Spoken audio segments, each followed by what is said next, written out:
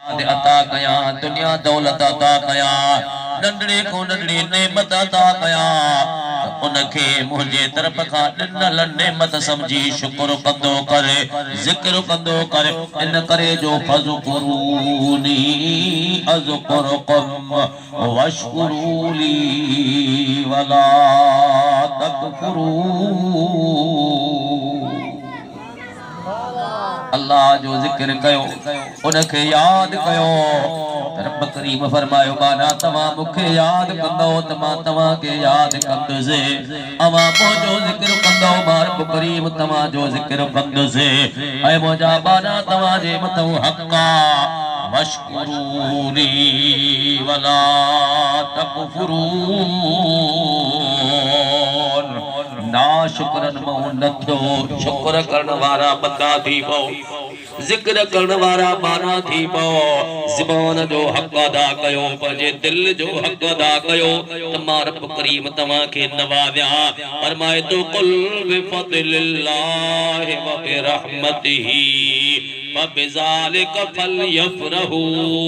हुव खैरुम मिम्मा यजमऊन। जॾहिं मां रब करीम तव्हां खे पंहिंजो फज़ल ॾियाव मां अल्लाह तव्हां खे पंहिंजी रहमत अदा कयां त पोइ तव्हां जे मथां हक़ आहे त इन रहमत जे मिलण अल्लाह जे तरफ़ खां फज़ल जे मिलण ते अवां ख़ुशि थींदा कयो। इन ख़ुशि थियण जो नालो बि शुक्र आहे, इन ख़ुशि थियण जो नालो बि ज़िक्र आहे। अल्लाह ताला फरमायो त पोइ ईअं सोचींदा कयो त ॾियण वारो केरु आहे। अगर पुट मिलनि न्याणियूं मिलनि दुनिया जूं दौलतूं इज़तूं फरहतूं जो कुझु बि दुनिया जो सामान मिले अग में ज़हन ठाहींदो कर अग में सोचींदो कर त इन्हनि जो ख़ालिक केरु आहे, मालिक केरु आहे, ॾियण वारो केरु आहे। फरमाए तो तबारकल्लज़ी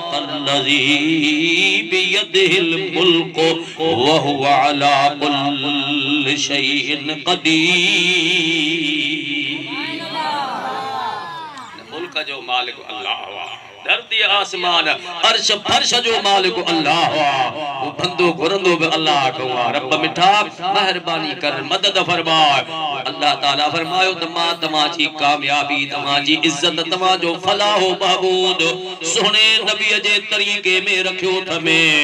खुद हुजूर के रब करीम हुक्म कयो त मुंहिंजा महबूब मिठा पंहिंजी जमात पंहिंजी उम्मत पंहिंजे कलमे पढ़ण वारनि खे मुंहिंजे तरफ़ खां हिकिड़ो पैगाम पहुचा। खेन फरमाए त कुल इन कुंतुम तुहिब्बूनल्लाह फत्तबिऊनी युहिब्बुकुमुल्लाह व यगफिर लकुम ज़ुनूबकुम वल्लाहु गफूरुर रहीम। अल्लाह ताला फरमाए मुझा महबूब पंहिंजे उम्मत पंहिंजे जमात पंहिंजे कौम के फरमा जेकॾहिं तव्हां इन ॻाल्हि जा उम्मीदवार आहियो तव्हां जी दिल जी इहा ख्वाहिश आहे त असांजो अल्लाह असांजो रब करीम असांजो ख़ालिक ऐं मालिक असां खां राज़ी थिए। इहा उम्मीद जे करे रखो अल्लाह जे रज़ा जा तालिब आयो। इहा उम्मीद केरा जी न आहे। इन धरती ते जेको बा जिथे बा चेहरे बि मजहब सां ताल्लुक हुजे मुसलमान हुजे हिंदू हुजे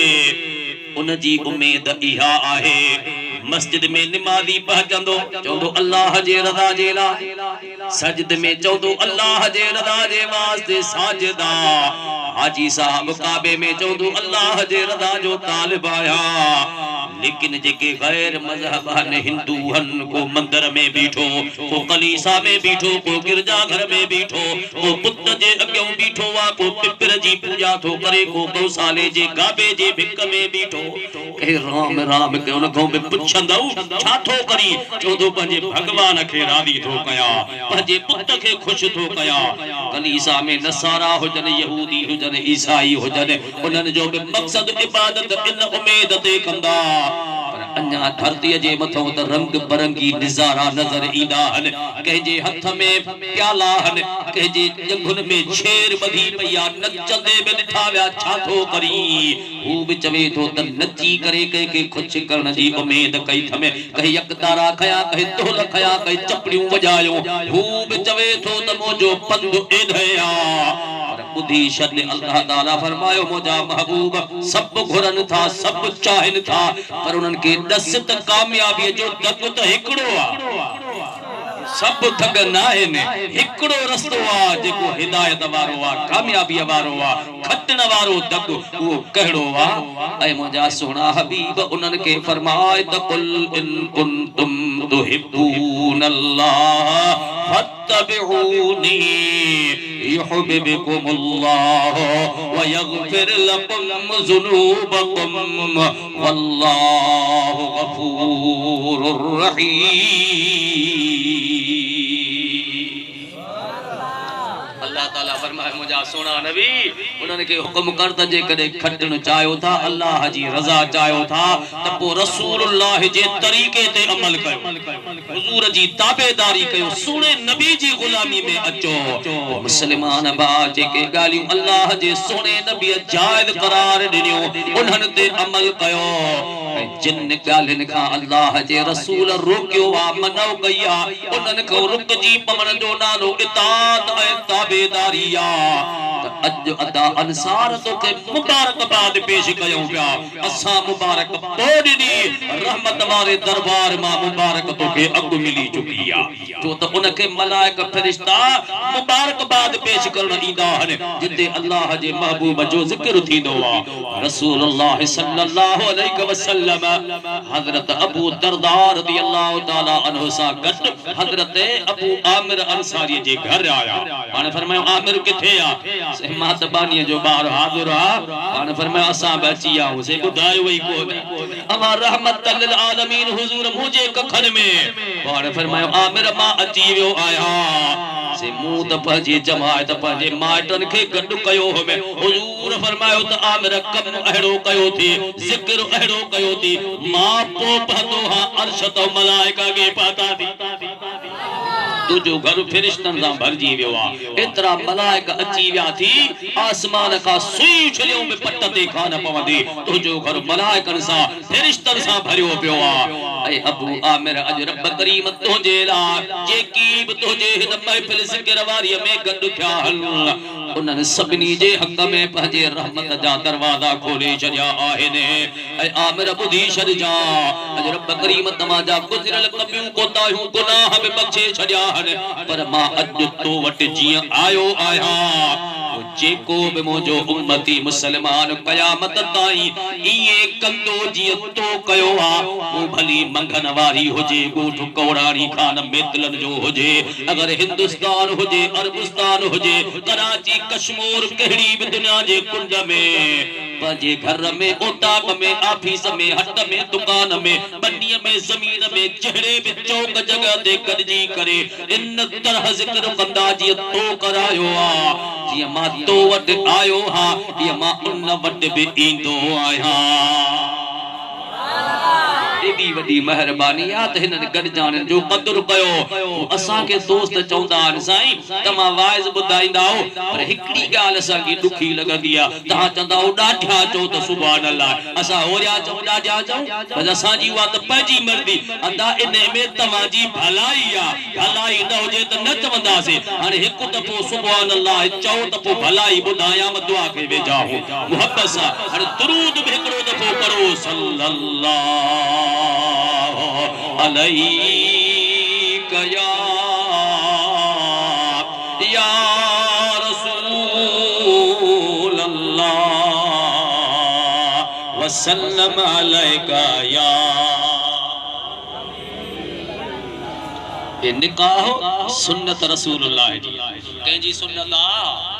जे कदे हुजूर जे सुन्नत का मोह मोड़ींदा थी त दुनिया जो चरखो हलंदो ही कोन जो त निकाह हर इंसान जी जरूरत आ निकाह साई दुनिया जी आबादी वधे पई रहमत लिल आलमीन फरमायो त निकाह मिन सुन्नती निकाह करण मा रहमत वारे नबी जी सुन्नत आ मुझे इन सुन्नत ते अमल करी थो त औलाद जो अकीको करण में त सोने नबी जी सुन्नत आ हुजूर जी सुन्नत है इन्हीं सुन्नत के जिंदा कयो इन सुन्नत ते अमल कयो अल्लाह ताला फरमाए शुक्र कंदे तमा तुझे नेमतुन में तुझे उन्हनि अन्या वधीक खुशिन में बरकत फरमाए छड़ी से मजीद तोखे तरक्की मिलदी इज्जत मिलदी मान मिलदो शान मिलदो त अज रहमतन लिल आलमीन जो जिक्र हले थो हुजूर जे प्यार जो गालियूं हलन पयो रहमत वारे महबूब जे कुरान करीम जो बरकत अज वंड जन ऐ विरहाय जन थियो पयो त पो अचो अचो अचो हिन बाबरकत महफिल जो सिंगार बनजी पो अची कुरान करीम खे बुधो मुझे सोने नबी जे सुन्नतुन ते अमल कयो हुजूर फरमायो एक वक्त एक ज़मानो ईंदो फतमस्सक बिसुन्नती इंद फसाद उम्मती फलहु अजरुन मिअत शहीद हुजूर फरमाए था दुखो वक्त अचे जदे आखिरी ज़मानो अचे इंसान गुनाहन में काहे पे रब जो जिक्र विसरी वजे उन अहड़े ज़माने जे अंदर जे कदे को इंसान मुझे हिकड़ी सुन्नत ते भी अमल कंदो उन दुखे वक्त में त फलहु अजरुन मिअत शहीद हुजूर फरमाए त हिक सुन्नत ते अमल जे बरकत सा रब करीम के 100 दफा शहीद थण जो सवाब अता फरमाई एडी वडी मेहरबानी थे पई त पो हिनन कचहरन जो कदर कयो हिन तरीके सा जुड़ी पो हितो उहो कुछ सामान मिलंदो जो दुनिया जे खजानन खां न मिलंदो आ असा जो नबी हयातुन नबिया असा जो नबी मेहरबान नबिया असा जो नबी वफादार नबिया उन हुजूर जे हुक्म मुताबिक सरकार जे सुन्नत मुताबिक गड थिया हो वो पिरियत जेके हिक दफो सद कयो त अल्लाह जे महबूब जे हिक सद सा उते त जबल पार भी झुकी पौंदा ए कयामत जो डी थींदो रब करीम सद कंदो उदन मिन्नी या मोहम्मद एकड़े सद सा मुझे महबूब जे इस्म मुबारक के पुकारियो वेंदो मोहम्मद सल्लल्लाहु अलैहि वसल्लम इन नाले सा सद थींदो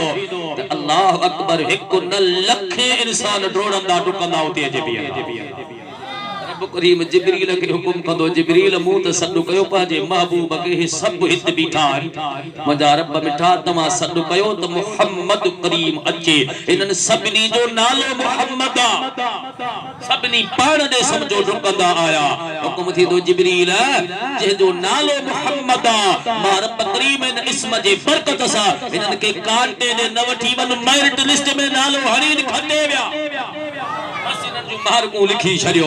अल्लाह जे महबूब जे इस्म जे बरकत सा जी दुनिया में इज्जत मिलन थियो त आखिरत में भी इन नाले मुबारक जे बरकत सा भलाई थे दे मुजा महबूब तुझो जिक्र त बुलंदा ओ जे कौड़ारी बाहर ईंदा तब हुजूर जो जिक्र बुलंदा अगर हिन तरह गड थींदा तब हुजूर जो जिक्र बुलंदा सुन्नत ते अमल कंदा हुजूर जो जिक्र बुलंदा पर जे सब न अचो तब पिरिय जे जिक्र में खोट अचणी आहे ही कान उन जो शान मथे मान मथेया वरफअना लक जिक्रक मुजा हबीब तुझे जिक्र के बुलंद करने वारो मा अल्लाह आया तुझो शानो अच्छा ही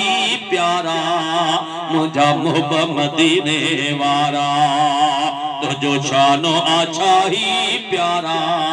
मुजा मोहब्बत मदीने वारा मुजा मोहब्बत मदीने वारा तुझो शानो अच्छा ही प्यारा मुजा मोहब्बत मदीने वारा तुखे ताजो दिनो रब ताजो दिनो कुरान जाती हसी पारा मुजा मोहब्बत मदीने वारा मुजा मोहब्बत मदीने वारा तुझो शानो अच्छा ही प्यारा मुजा मोहब्बत मदीने वारा तुझो शानो अच्छा ही प्यारा मुजा मोहब्बत मदीने वारा जंगल में जबलन में पहाड़न में बादशाह सफर ते पुराने जमाने में बादशाह सफर कंदा त पंहिंजा पार्लियामेंट वुज़रा ऐं उन सां गॾु पंहिंजा हकीम तबीब लश्कर ऐं उन सां गॾो गॾु पंहिंजे घर वारनि राणियुनि मां पंहिंजूं घर वारियूं या का बि हिकु पाण सां सफ़र में गॾु खणंदा।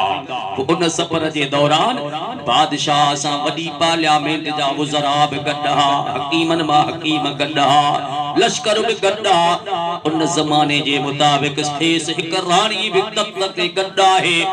उन संदन जी राणीअ जी ख़िदमत करण जे लाइ, उन जे बान पेजण जे लाइ हिकु बानी बि ख़िदमत जे वास्ते गॾु आहे। उन बानीअ खे बि पाण सां गॾु खयो अथई। हलंदे हलंदे हलंदे जंगल में जबलनि में कपड़नि जी खीमा बस्ती आबाद करे हाणे उते पंहिंजे शौक़ सां हलंदा रहिया। कुझु ॾींहं गुज़रिया, बादशाह जी घरवारी बादशाह जी राणी जेका उन जी ख़िदमतगार बानी हुई, उन बानीअ खे तलब करे चवे थी मूंसां गॾु वेहो। हिन वक़्त मां हमाम जे अंदर वेंदसि, मूंखे कपड़नि जी तब्दीलीअ जो हक़ अदा करणो आहे, लेकिन मुंहिंजे गिचीअ में हिकिड़ो हार पातल आहे। इन हार खे लाहे तो वटि अमानत थी रखां, जॾहिं मोटी अचां त पंहिंजो हार तोखां वठी गिचीअ पाई। इहो हार, इहो सिंगार ज़ेवर औरत जे लाइ। अॼु त ख़बर कान थी पए मर्दनि औरतनि जा फैशन ॾींहों ॾींहुं वञनि था पिया गॾिबा, हाणे बर्थ भरजनि था पिया। कश्मीर कंधकोट जे इलाइक़नि में दुकाननि ते वॾी रच जैसे एकता थो अचे, टोपियूं पटका पाईंदासीं। ओ मुस्लमान, खुदारा खुदारा औरत जे मथां हक़ आहे, उहा पंहिंजे ग्राउंड जे अंदरि मर्द जे मथां हक़ आहे त मर्द थी पंहिंजे ग्राउंड जे अंदरि पंहिंजे सक़ाफ़त खे मल्हायो। इएं न थिए त अॻु पुराणे ज़माने में बसियूं हलंदियूं, अवां जे हिन रोड सां बि वेंदियूं, वो बस जे पुठियों लिखियो पियो हूंदो सीट जे पुठियों लेडीज़ के लिए, मर्द न वेहंदो, इन सीट ते बि औरत वेहंदी। अॼु त ख़बर ई कान्हे त कहिड़ी सीट कंहिंजी आहे, हुन जे सीट ते आहे हुतां खुदारा दीन खे, इस्लाम खे, शरीयत खे अपनायो त जे तुंहिंजी मुंहिंजी इज़त भरन हया हिन दुनिया जूं हदूं सलामत रहन त पोइ तुंहिंजो घर जीअरे ई जन्नत बणिजी पवंदो। इन्हीअ जे करे तव्हां होश कयो, क़ुरान सुन्नत ते अमल कयो, रसूलुल्लाह जे दरबार में अचो, उन पीरीअ सां जुड़ी पओ। तुंहिंजो शान आ शाही प्यारा, मुंहिंजा मुहब मदीने वारा। तुंहिंजो शान आ शाही प्यारा, मुंहिंजा मुहब मदीने वारा। तोखे ताजो ॾिनो रब ताजो ॾिनो, क़ुरान जा त्री हसी पारा। मुंहिंजा मुहब मदीने वारा, मुंहिंजा मुहब मदीने वारा। त ज़ेवर सिंगार इहो औरतुनि जे लाइ आहे, गिचीअ जा हार औरतुनि जे लाइ, मर्दनि जे लाइ सोन पाइण हार पाइण इन जी इजाज़त कान्हे का। औरत हुई उन हार उन बानीअ नौकरियाणीअ जी ख़िदमत में पेश करे पाण हमाम खां जॾहिं ॿाहिरि अचां त तोखां पंहिंजो हार वठी करे वरी गिचीअ में पाए सिंगार कंदसि। उन माई साहिबा हार हथ में झले बीठी त मुंहिंजी जेका राणी मुंहिंजी शहज़ादी ईंदी त उनखे ख़िदमत में पेश कंदसि। पर इम्तिहान पियो अचे, दुखनि जा दर बि कॾहिं कॾहिं ओचितो खुली पवंदा आहिनि। हिनखे ख़बर कान हुई त मुंहिंजी मंज़िल किथे, मुंहिंजो पंधु किथे, मुंहिंजो आख़िरी ज़मानो किथे गुज़रंदो। अञा इस्लाम जी ख़बर कोन हुई, दीन जी ख़बर कान हुई। हिनखे पतो कोन हो त मुंहिंजी आख़िरी घड़ी किथे गुज़रंदी, कीअं गुज़रंदी। अल्लाह अकबर, मुंहिंजा भाउ हार भलियूं हथनि में बीठी आहे। माई साहिबा राणी जॾहिं ॿाहिरि निकिरे, ओचितो इत्तिफ़ाक़ अहिड़ो थियो, हिकिड़ो पखी हो, बाज़ हो, परे खां उॾामंदो उॾामंदो अॻिते वञी मोटी पियो, हथनि में हार जो चमके पियो। हुन बाज़ सोचो त का खाइण पीअण जी शइ आहे, ख़बर न आहे। ओचितो मथां झपड़ ॾेई चंबा जो है त हार हुन में फासी पियो, उॾाणो त हार खयो, बाज़ हलियो। ये सॾ पई करे ओ खाइण जो नथी, मुंहिंजे राणीअ जो हार आहे, इएं त न करे, मां किथां भरे ॾींदसि, महिरबानी कर मोटी आ, मूंखे पंहिंजो हार वापसि करे। हाणे पखी हिन जी ॿोली काॾों ॿुधे, जाॾों आयो हार त हलियो वियो। सलमान भाउ परेशान थी दुखनि में दर्दनि में रोअण लॻी, अझो नथ में आसिरो मुंहिंजी झुकी झले नसी हार खे पे सॾ करे उन बाद के त मुंहिंजो को आसरो ही कोने केर मुंहिंजी मदद कंदो अजो नथ में आसरो मुंहिंजी झुगी झले नसी लाला जो लतीफ चवे अधी हाल त मुय जो ही हाणे राजा राजी थी त मारो न मिले मारुई पर अन्या पंहिंजा दुख दर्द परेशानियूं कहिड़ो जवाब ॾींदसि अल्लाह अकबर जे थी मलीर जाई मारुई लथो दलील तायुने लाया कीअं लतीफ चवे थोरा थर जायुने हाणे मूंखे तन मायुने केॾो सील सेखारियो मीरई और कोई बाद वाले सद डाडा के पर जने वियो होती नो दीगा अगते शाह से नो रपाए पाद किराल चुप करे रानी जो अचे तो मुझे हार का दिया शहजादी हार तो होयो पर अलाए किथों को बाज हो सिरनी लामारो खयो हालियो चरी ही जा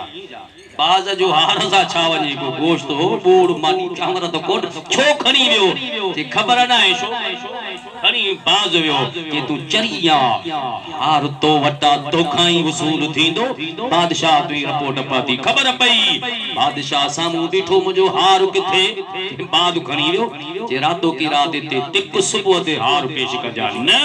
त बी सूरत में तोके अदोद कंदा थे चीर जी वेंदी कत्ल थी वेंदी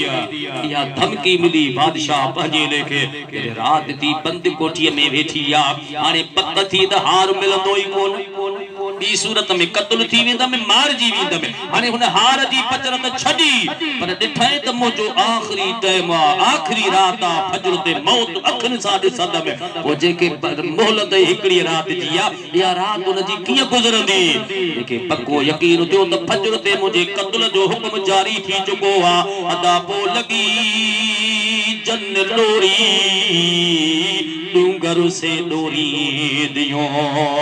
अखन मालुड़ का सुकन कोन पिया बंद कोठीअ में रोए थी पई अर्ज़ थी करे पंहिंजे इबादत खानन में जेके वींदी हुई उन्हनि पंहिंजे पुतन खे पंहिंजे अलाहन खे पंहिंजे महबूदन खे सॾ कंदी रही सॾींदे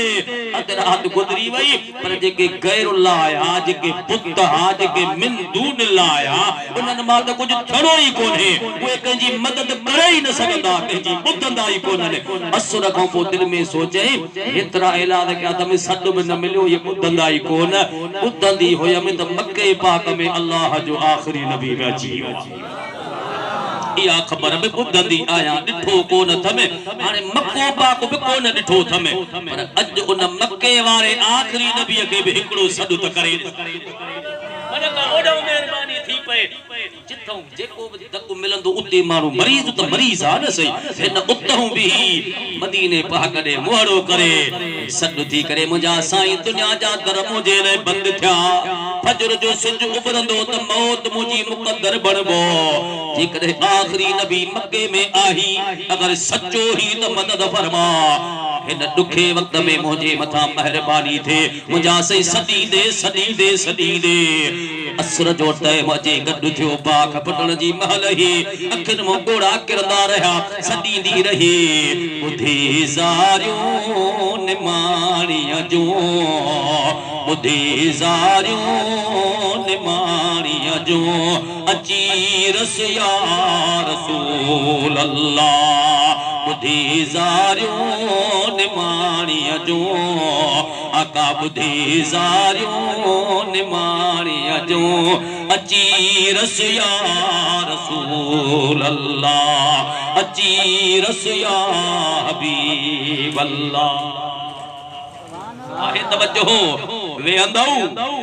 एक कलाक तो इत बंदी बोलिया पर सिच बि होरड्या लगे तो ढिलो थींदो तो वने सदाई सॾ कंदा हो 3 बजे खां पोइ अचो हलो हाणे सियारो आ थदड़ियूं मिठियूं मिड़े मुंदू सब उन जूं हले ये तो वसुपिरी अजो वसु मुंद ते त सब को जे तो वसुपिरी अजी वसु आलम लगुई आसरे टाणा हिकड़ो हुंदो आ पे जे आसरे हिकड़ो हुंदो आ खारकुन जे मंडी जे आसरे ते एडवांस मिलंदो कर्ज लहंदा पो बेकार को त वठंद में हर एक जी उम्मीद आ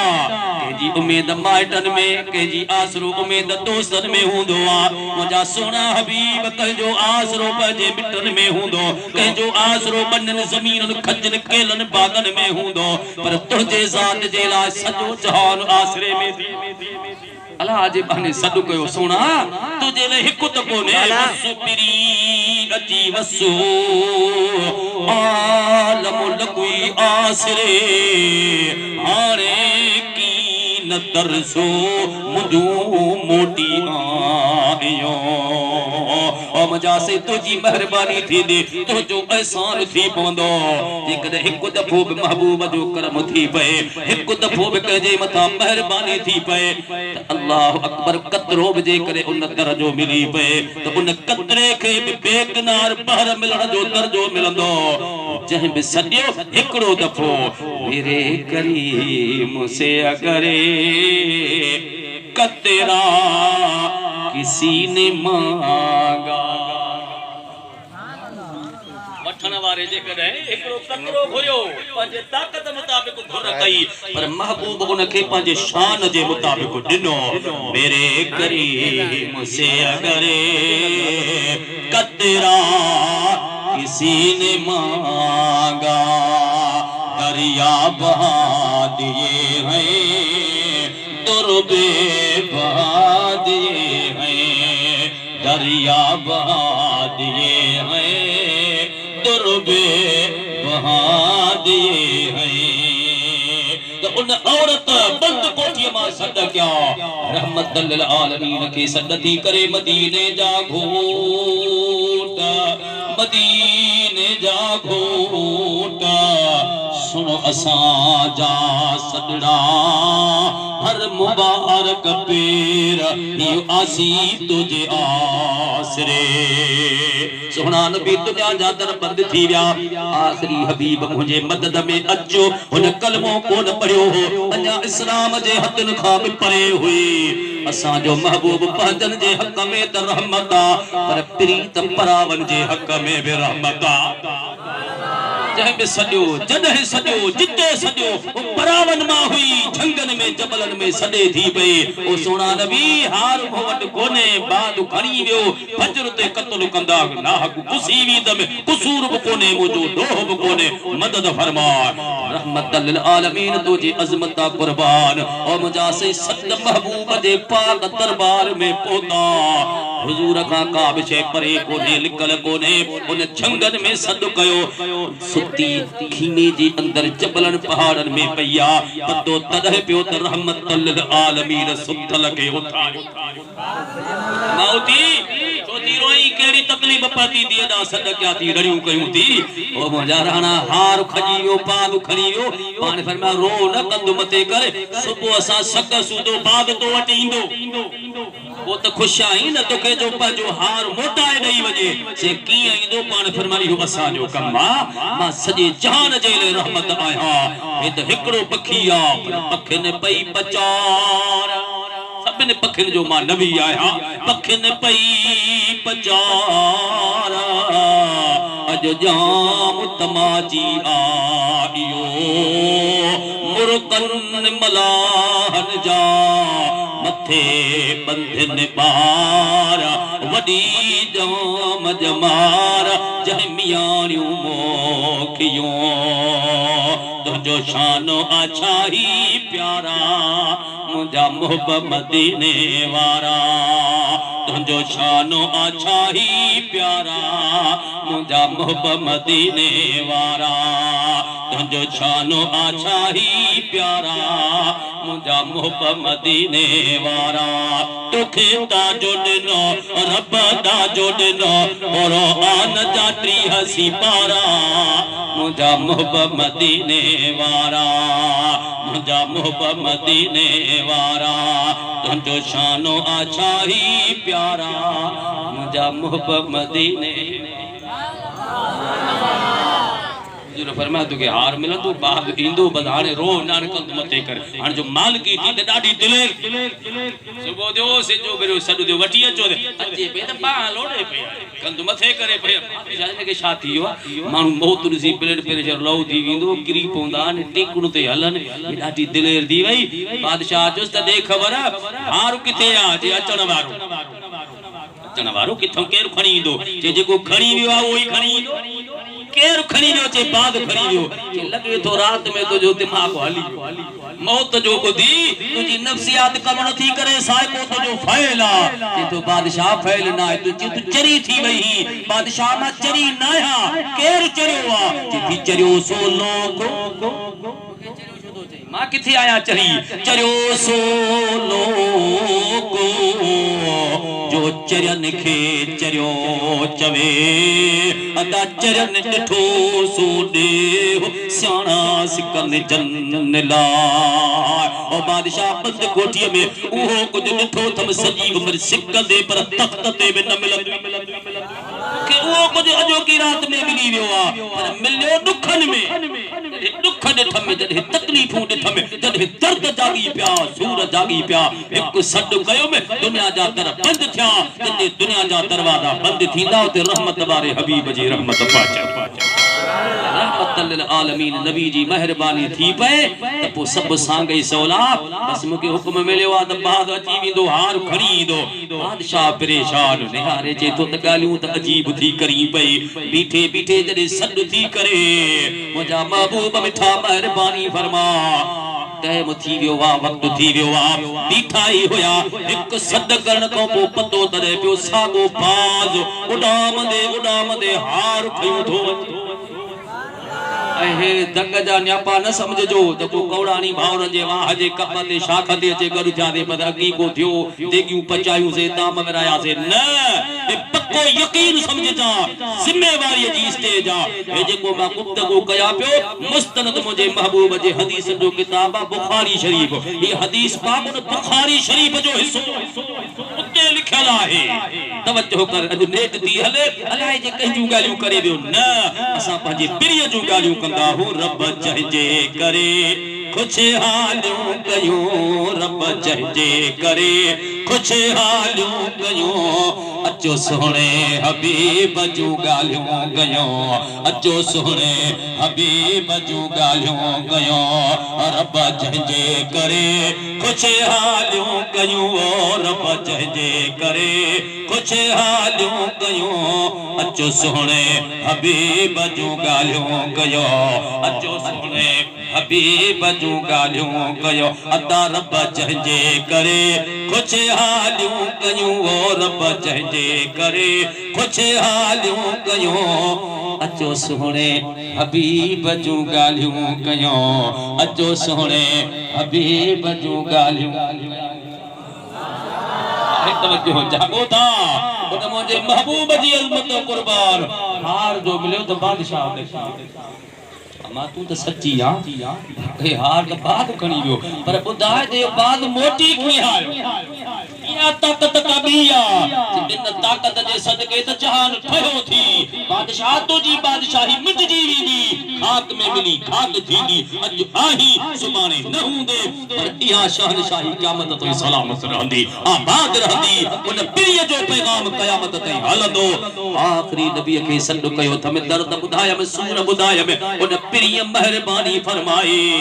अल्लाह जे हबीब जे सदके बाद में पान पादो त बादशाह जे तो फुल्लल होयो में तू हक ते तू सच ते मुके माफ कजा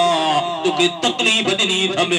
अगु तू बानी हुई अज खो पो तू रानी बन बिया खो पो तो जो हुक्म हलंदो तो जो तख्त ठहंदो किथे ठहराया निहारे चवे थी तो जो तख्त न खपे तो जो वक्त न खपे तो जा महल न खपन तो जो मारियूं को न खपन तो जी शाही खजानन के छा कंद में बाकी छाती घुरण चाही ओ बादशाह बाकी रहल जेका उम्र जिंदगी हयाती थमे उहा उन महबूब जे दर जी बान पो दई गुलामी फकीरी में रहा त मुजो ऐजा पूरे जे दर ते वणन थी चाहा उनके बादशाह वली इज्जत सा दरबार रिसालत में पहुंचायो जदे जो उते अचे पई महबूब रहमत लिल आलमीन हुजूर बैठा हा बैठे बैठे उन औरत के ईंदो सी फरमाया मां जी वई पासे अची में उन हार वाले बाद देर तो न कई जैसे वो बेटे मते पचियो हाने फरमायो हाने छा खपई मुंहिंजा महबूब मिठा ॿियो कुझु बि न खपे बाक़ी ज़िंदगी तुंहिंजे दर ते गुज़ारी अव्हां जे दर ते रहंद में अॼु उन जी मज़ार जन्नतुल बक़ी में दुनिया ज़ियारत करण वेंदी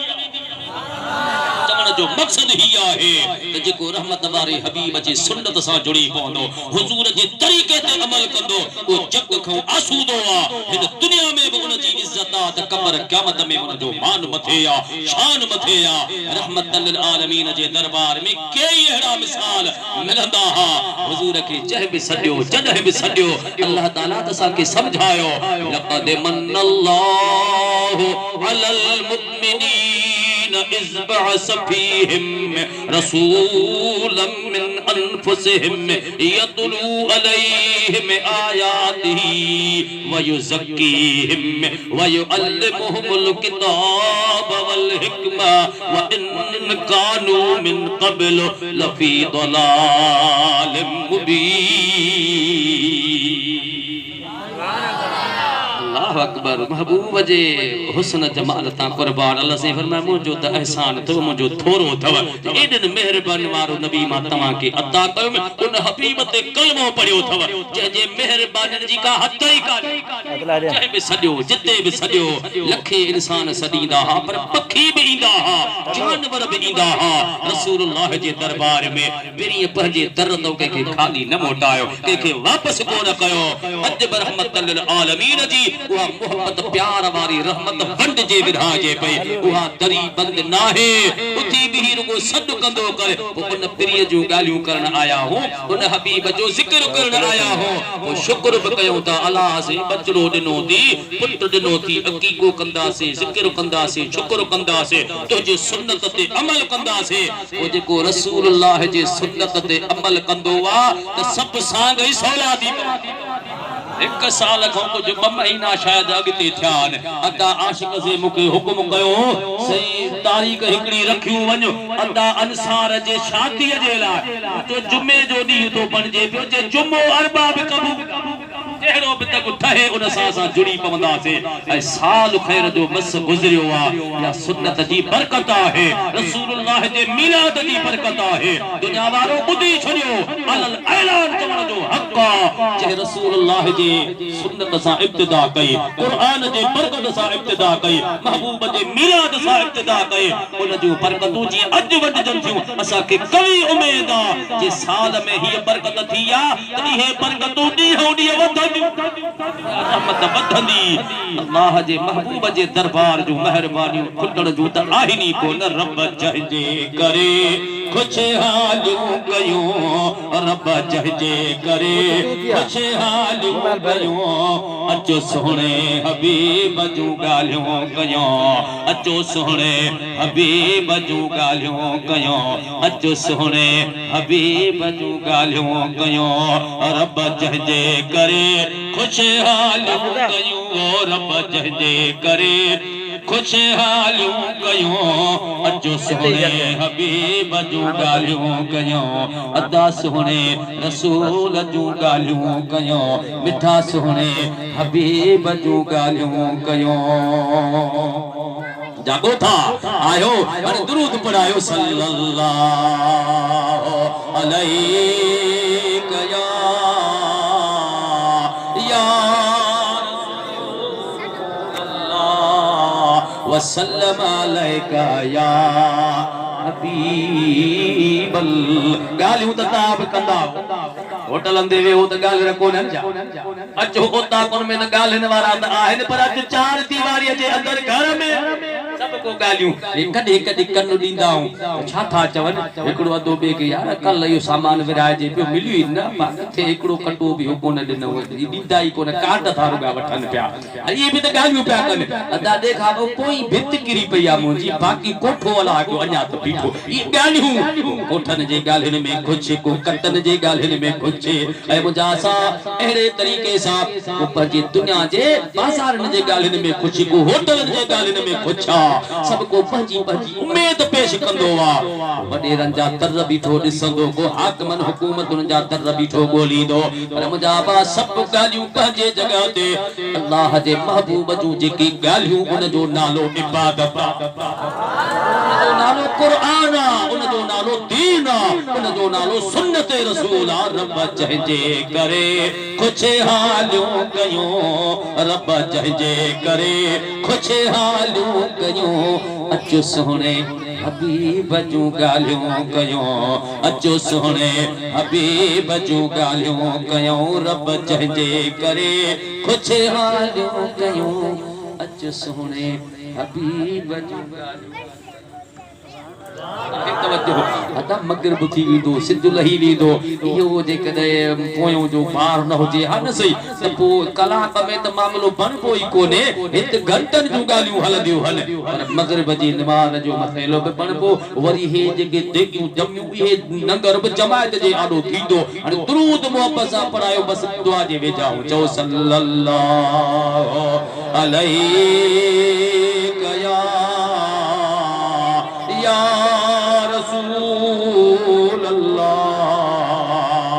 वसल्लम अलैका या आहे तवज्जो अंता अंसार दो जैसे कलाक जी चट्टी हणी उजे आ पोयो गुंजाश त काथे न काथे चट्टी लगे हा अज त तुजी बुधणी पवंदी पर वक्त जी निजाकत के सामू रखौ था पिया त कुरान ऐं सुन्नत जेको असां के दग ठाए दिनो आ त निकाह करण सोने नबी जी सुन्नत रसूलुल्लाह जी खुद जी शादी मुबारक के पढ़ो मोमिनन जी मां हजरत अम्मा खदीजतुल कुबरा रसूलुल्लाह जी पहरी पहरी घरवारी पहरी पहरी रानी हुजूर जी मदीने जे साईं शादी कई 25 साल गॾु रही उन अमड़ जे मौजूदगी में हुजूर बि शादी कान कई ॿियो निकाह ई कोन कयो हिक पुत्र खां अलावा समूरी औलाद में रसूलुल्लाह जी हज़रत अम्मा खदीजा सा ऐं जॾहिं बि पाण कुर्बानी कंदा हा बकर ज़िबह थे बकरी ज़िबह थे उठ ज़िबह थे अग में गोश्त जो हिस्सो कढी उन्हनि औरतुनि खे ॾींदा हा जेके हज़रत अम्मा खदीजा सां मुहब्बत करण वारियूं एजू महत्यारियूं वो पुछंदियूं हूं रसूलुल्लाह जो घर वारियूं साईं गोश्त विरायो ई कोने थेली भरी या काडे कंदो पान फरमाइंदा खदीजा जो हिस्सो आ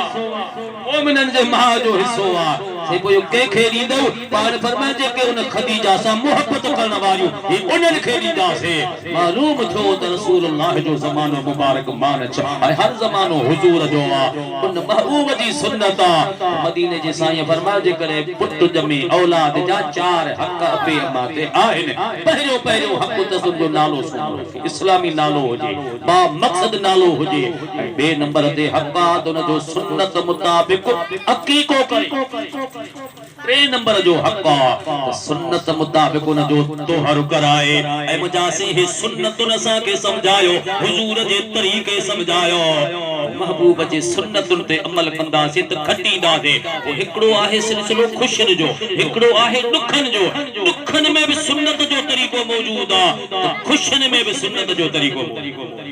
इन्नी रस्तन सां असांखे इस्लाम तालीम ॾिनी आहे फौतगी खां पोइ बि क़ुरान ॿुधाए थो त अवां जी का फौतगी थी वञे को अदीब अक़रबा हिन दुनिया खां रुख़सत थिए वफ़ात करे त उन जा हक़ कहिड़ा आहिनि उन जे लाइ छा करणो आहे सोने नबीअ जी सुन्नत में तरीक़ो मौजूद आहे पर जेकॾहिं अवां खे अल्लाह का नेमत ॾे ख़ुशी ॾे त उन में बि हुजूर जो तरीक़ो मौजूद आहे मदीने जे साईं फरमाया पुट में इहा नेमत आहे ऐं इन में तव्हां ख़ुशि थियो शुक्र कयो ज़िक्र कयो पर अक़ीक़ो अरे अकीको छाहे अजकल वरी असा जे समाज में असा जे खास करे इन सिंध जे इलाइकन में उन अकीके जो नालो मटे असा वरी रखी छजोसी छठी जागो था हर इयो खबर ना है तो पहिरियो नालो रखो अलाइक वो मुसन्निफ गुमनाम माना लिखल आ न त हर मामले जो किताब जो मुसन्निफ तखलीकार जेको हुंदो आ उन जो नालो मिलंदो हाणे पतो ना है या कदे शुरू थी कहे नालो रखियो या वरी थींदी आ शहे अकीके जो हुकुम आ सते दी सतन ॾींहनि खां पोइ अकीको कयो हिकिड़ो अदो जेसे निकाह बि पढ़ो जे अल्लाह मदद कंदो त वरी ईंदो 12 महीने मूंखे चए यार पुट जाओ अचो उते मुंहिंजो वञण थियो जेसे कल देगियूं विराए छॾियूं छो जेसे सॼो ॻोठ पियो पियो चे त छहेनी छटी सतेनी पातो हिकु ॾींहुं अॻिते वधी वियो खुदारा होश कयो मुंहिंजे सुहिणे नबी जी सुन्नत ते अमल करे 60 जो इस्लाम सां कोई ताल्लुक कोन्हे अरे बपोड़ियूं जे वेहदियूं हिकिड़ी हेॾो वेहंदी आहे हेॾो वेहंदी आहे ओ माई 60 हिन जो हिकिड़ो अंबन जो बाग बि लिखी पर हिते हिन जो पंहिंजो वॾी विचीअ कॉलोनीअ में 1500 फुट जो प्लाट बि लिखी ऐं 7 पुटनि वारो औलाद जो अंब बि या बी गइनि पोरनि कई खबर ना है तलाई काथों सिखियो आ कुरान सुन्नत सा के सिखारे पियो इस्लाम रसूलुल्लाह जे तरता मिलियो आ अल्लाह ताला फरमाए तो हुवल्लज़ी अरसल रसूलहू बिल हुदा व दीनिल हक लियुज़हिरहू अलद्दीन कुल्लिही वलौ करहल मुशरिकून कुरान अल्लाह से फरमाए त असां पंहिंजे महबूब खे सच्चो दीन ॾेई मोकिलियो आहे हुजूर खे असां हिदायत जो ताज पाराए मोकिलियो आहे हिदायत हुजूर जे दर तां सच्चो दीन पीरीअ जे दर तां उन दीन जे पता जे ख़ातिर जेके दीन खां उबतड़ हलिया जन दीन जे आॾो रुकावटूं खड़ियूं कयूं रसूलुल्लाह उन्हनि जो तलवार सां मुक़ाबिलो कयो ऐं हुजूर जी पाक ज़ात 8 मरतबा उन्हनि सां लड़िया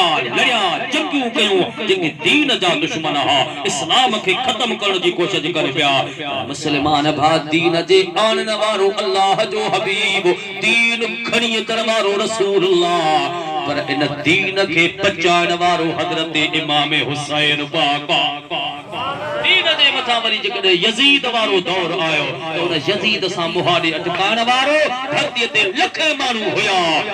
जिक्र गोशे रसूल नवासे रसूल इमाम हुसैन आली मकाम खबरदार कयो त हे दीन रसूलुल्लाह जे दरबार का मिलल इन ते को आंगुर खान जे ले तैयार न थे अगर ईंदो त वठजी वेंदो हुसैन धरती ते अञा मौजूद आहे इमाम हुसैन बच्चा कुर्बान करे छडिया पर दीन अज भी सलामत कलमे जो कानून सलामत तो हुसैन पाक कहड़े दीन जो बरकतूं ॾिनी उन पासे दे अचो ऐं मुंहिंजा भाउ अहिड़े तरीक़े सां यारी शरीफ़ हर महीने में कयूं पिया से कॾहिं त यारीअ ते बि अचो अरड़ीअ जे राति कंदा हुआसीं 17 जी शाम 18 जी राति हिकु दफ़ो त अचो हिकु कलाक ई अचो ठीकु आहे यारी जंहिं जवान जी कयूं था उन जो त लक़ब ई आहे मुहियद्दीन इन लफ्ज़ ते गौर कयो अथव रसूलुल्लाह दीन खणी आया मौला हुसैन पाक दीन पचान तहफ़्फ़ुज़ जे ख़ातिर बच्चन समेत पेश थिया पर अब्दुल कादिर जीलानी सरकार जो त लक़ब ई आहे मुहियद्दीन दीन खे ज़िंदह करण वारो त अॼु तव्हां दीन इस्लाम खे ज़िंदह कीअं कबो आहे ख़ुदा जो कसम खुशामद करण मां ॼाणा ई कोन सिखियो ई कोन पर अॼु तव्हां खे लख मुबारकूं हुजनि जो अहिड़े ॾुखे वक़्त जे अंदरि ॾुखियुनि घरनि जे अंदरि तव्हां न ॾिठो असांजी माली हालात कहिड़े मोड़ ते बीठल अव्हां न ॾिठो त गुरबत मां बि इंसान कॾहिं कॾहिं गुज़रंदो आहे न हिकु न ॾिसे हो त घोरी बाज ॿियनि जी पोइ जंहिंजो ज़िक्र कयो थी जंहिंजे दर ते अॼु झुकी पियो आहे असांजो नबी बि वफ़ादार आहे महिरबान आहे हे वक़्ती तौर ते दुख मिलंदा आहिनि तकलीफ़ूं मिलंदियूं आहिनि पर जंहिं बि रसूलुल्लाह सां निभायो ख़ुदा जो कसम मुंहिंजो त ईमान उहो जग खां आसूदो उनके सुकून होंदो दुनिया जी परेशानी न होंदी ऐं सुकून जहिड़ी नेमत भी आहे कोन्हे सॼो ॾींहुं तुंहिंजा बंगला हुजनि बाईपास ऐं कतार में पंप पेट्रोल हुजनि ऐं सुकून न हुजे दुनिया दौलत कहिड़े कम जी रहंदी इन जे करे वॾे खां वॾी अल्लाह जी नेमत आहे इत्मीनान सुकून परेशानियुनि जी हिफ़ाज़त ऐं इहो सुकून अल्लाह जे ज़िक्र में आहे न दुनिया से न दौलत से न घर आबाद करने से न दुनिया से न दौलत से न घर आबाद करने से तसल्ली दिल को होती है खुदा को याद करने से तसल्ली दिल को होती है खुदा को याद कर तवज्जो हिकड़े पासे चाचा भी हूंदा आहिनि हिकड़े पासे मामा भी हूंदा आहिनि हिकड़े पासे पेका भी हूंदा आहिनि हिकड़े पासे सावरा ये सब रिश्ता हां सब गालियूं गणींदा दे मामले के खणदा दे कुरान सुन्नत जे तरफ सिज बि अल्हम्दुलिल्लाह हां पंहिंजी आखिरी मंजिल सब को हिक बे जो इंतजार कंदो पर वक्त तो पंहिंजे मर्ज़ी सां हलंदो सिज अल्लाह जे हुक्म सां हलंदो तवज्जो कर गौर कर फिक्र कर असा जो नबी हयातुन नबिया जो शानो अच्छा ही प्यारा मुझा मोहब्बत मदीने वारा तुझो शानो अच्छा ही प्यारा मुझा मोहब्बत मदीने वारा मुझा मोहब्बत मदीने वारा तोखे ताजो दिनो रब ताजो दिनो कुरान जा 83 पारा मुझा मोहब्बत मदीने वारा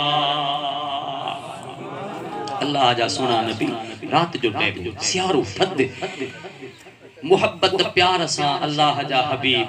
जह वक्त में मस्जिद नबी में इंदा हा रसूलुल्लाह जा असहाब तरन को बीठा दिसंदा ऐ मस्जिद शरीफ में उन्हनि पंहिंजूं दरियूं नंढड़ा नंढड़ा सोराग करे छडिया जा रहा घरन में उतहु दिसंदा हा त पिरी कदे था अचन हिक दफो इंदा हा ज़ियारत करण जे ला इंतजार में घिटन में वेहंदा हा टाई साहब जो फरमाए त दिसो जे हे कार एक दफो जे कड़े रुगो दिसो जे कार सूरत साड़ जाम जी तो सुख न सुनो कदही वर पासो दे पो मुखा अगे हिड़ो सब घड़ा खणी जन मुझे महबूब के एक दफो दिठो उन्हनि त ऐलान कया त आका केतिरो ॾिसंदासीं अखियुनि में थी वे हो अखियुनि में थी वे हो तवारे छपर ढकिया तोखे ॾिसे न दे ऐं न पसां को बियो अधरात जो वक़्तु थद सी पारो जमे थो पियो रहमतल लिल आलमीन पंहिंजे हावेरी पाक खां उथी करे मस्जिद नबवी में तशरीफ खणी अचन त दरवाजा बंद लगा पिया हन बाहर मस्जिद जे अंगण ते कुंड में हिकु नौजवान हसीन चेहरे सां वेठो आहे सीअ में थद में ॾके थो परेशान लॻो पियो आहे हिकड़ी चादर कोन ॿधी पई अथसि हिकड़ी सनड़ी नंढड़ी चादर कुलनि ते वेड़ी पई आहे अल्लाह जा महबूब मथों अचे बीठसि सॾु करे चवंदा बा केरु आहे हिते रात अधरात में किथों आयो ही हथ अदब हबदी अर्ज़ो करे राणा मां कामयाब थी मां खट में पाण फरमाए आई केरु जैसे जे उम्मीद ते निकतो हुयो में सब कुछ मिली वियो मुझा साईं मां तख्तन जो मालिक वक्त जो मालिक खजन जी बागन जो मालिक उठन जे वगन जो लश्करन जो मालिक तुझे प्यार में तुझे मोहब्बत में सब सिंगार छड्या थ में अकेलो अमर जे हिक पोतीअ के बाद करे हिक अध गोड जे सूरत में हिक अध पलव जे सूरत में राणा इन बिन कपड़न में तुझे दर ते पहुतो आया मुखे दुनिया दौलत जा सिंगार हिकड़े पासे तो रहमत लिल आलमीन जे दर जी गुलामी जे ले हाजिर थुम आका कलमो पढ़न आयो आया तुसा प्यार करन आयो में रहमत लिल आलमीन फरमाया था किथों जो मुसाफिर से मक्के पाक मा हलियो आया मान फरमाया नालो चाती से मुजो नालो अब्दे उज़ा हुजूर फरमाया न इयो नालो गलत आ छो त नालो भलो रख अम्मा त इयो रखियो अदा तो चेत मोहम्मद अजमल अजमल में भलो एक दे के चुमदाने मुखों विसरी दो वने नालो लिखो ऐ वरी कदे कदे अस्सलाम वालेकुम कजाए त मा जेक बाबा दवारो सिद्दीकी अरे अकमल मुखों विसरी वो अकमल हो हे अजमल या भली गाला बेहतरा हुजूर फरमाया नालो शादी जैसे अब्दे उज़ा पाने फरमाया न यो नालो गलत आ यो इस्लामी नालो नाए से को जेको हुकुम कयो पाने फरमाया तो जो अम्मा नालो रखियो ही अब्दे उज़ा मां मोहम्मद करीम तो जो नालो तो रखा अब्दुल्लाह जा नालो जी आए को हमारे गोठ में अब्दुल्लाह न त हाणे को हिकु खणी हिती अब्दुल्लाह थी पए भला हली गाल हा ये नाला बरकत वारा हन हुजूर फरमाया तो अब्दुल्लाह पर सिर्फ अब्दुल्लाह न पाण फरमायो त तोखे कपड़न में रुगो ब चादरू निकली सनड़ी गोड थी बी थी चादर नंढड़ी हाणे अब्दुल्लाह ते गोठ में असा वट घणा आन जो त असहाबी रसूलुल्लाह जो हिकड़ो होयो उनके 8 पुटरा ऐं 8 डी पुटरन जो नालो हो अब्दुल्लाह मौला हुसैन पाक के 3 पुटर हा 3 पुटर जो नालो हो अली इमाम हुसैन टिनी पुटन जा वरी ये नाला रखा अली अकबर अली औसत अली असगर यानी वडो अली विचो अली नंढो अली टई नाला एड़े तरीके से रखा त हुजूर फरमायो त अब्दुल्लाह सुबह ना सजी मस्जिद की सिप भरजी वेंदी ओ चवंदो अब्दुल्लाह बिन अब्बास ओ हुंदो अब्दुल्लाह बिन उमर ओ हुंदो अब्दुल्लाह बिन मसऊद ओ हुंदो अब्दुल्लाह बिन जुबैर बी दे नाले सा हुजूर सदकंदा हा अब्दुल्लाह बिन अब्बास किथे आ अब्दुल्लाह बिन जुबैर किथे आ अब्दुल्लाह बिन उमर किथे आ अब्दुल्लाह बिन मसऊद किथे आ पाण फरमायो त उहे सब अब्दुल्लाह आहिनि हाणे तो जो नालो थी अॼु खां पोइ अब्दुल्लाह ज़ुल बजात है बिन चादरन वारो अब्दुल्लाह बिन कपड़न वारो अब्दुल्लाह इन जे ठीक आ मुंजा राणा जे करे तवा जे दर मुके इहो खिताब दिनो तमा खुश आया हाणे उन डी का पो हुजूर अञा बीठा पाण फरमान गाल बुध दुख घणा दिठा थी थत भी लगी थी सीय भी लगो थी हाणे थोड़ो ओरते थी एक दफो मूसा गद वे वरी तोखे थत लगंदी का ई तोखे थींदो ई कोन तू इते महफूज थी वेंदे उन खां पो बुधी छडे जेके नवा मुसाफिर मुझे मस्जिद में वेहंदा अलग जगह ठही पई थलो ठयो पियो उते वेहंदा उते पढ़ंदा पर तो दुख दिठा तुजी नंढी उमिरा तुजे तालीम जो इंतजाम थले ते न थींदो तोखे कुरान मां मुहम्मद करीम पाण पढ़ाईंदो तू कुरान मूं वट पढ़ंदे सिधी तरह मां तोखे पाण पढ़ाईंदो तो अल्लाह जा हबीब उनके पढ़ाईंदा हा सेखारींदा हा पाण जॾहिं भी ईंदा हा पुछंदा